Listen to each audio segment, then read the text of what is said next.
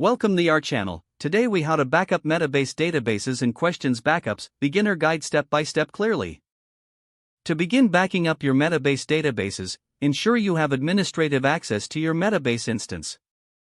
Start by identifying the type of database you are using, whether it's PostgreSQL, MySQL, or another supported database system. Log into your database management tool, such as pgadmin for PostgreSQL or phpMyAdmin for MySQL.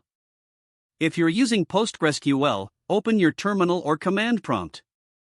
Use the command pg_dump followed by the database name to create a backup.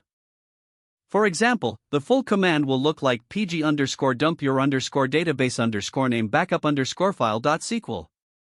If you are using MySQL, you will access the command line and type miscldump your username p your database name backup. You will be prompted to enter your password. This command creates a backup of your MySQL database in a file called backup_file.sql. Next, navigate to your file system to confirm the backup file has been created. Once you have your database backup, it's time to backup your Metabase questions. Open your Metabase instance and log in with your credentials.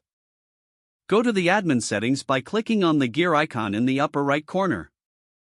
From the admin panel, locate the questions section. Here, you can export individual questions by selecting the question you want to backup. Look for an export option, which is usually represented by a download icon. Click on that icon to save the question as a JSON or CSV file on your computer. If you need a bulk export of all questions, check if there is an available Export All option.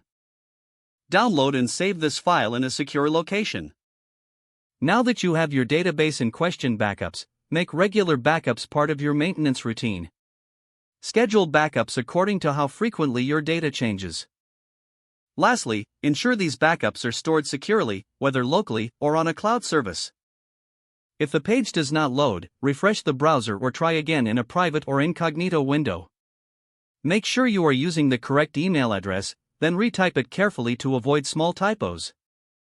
If your password is not accepted, use the reset option and create a new strong password you can remember. Check your spam folder for verification or security emails, then complete any requested confirmation steps. Enable two-factor authentication if available to improve account security and reduce unauthorized access risk. After signing in, review your profile details so your contact information and settings are accurate and current. Don't forget to like this video and subscribe to our channel for more step-by-step tech guides.